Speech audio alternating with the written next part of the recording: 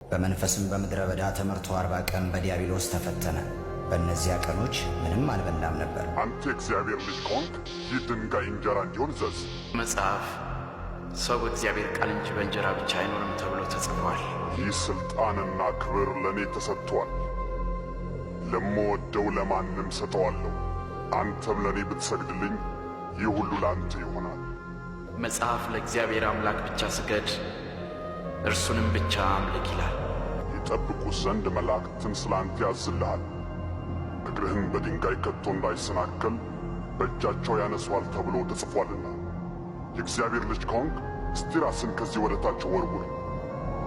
በእግዚአብሔር ቃል ጌታ አምላክን አትፈታተነው ተብሎ ተጽፏል።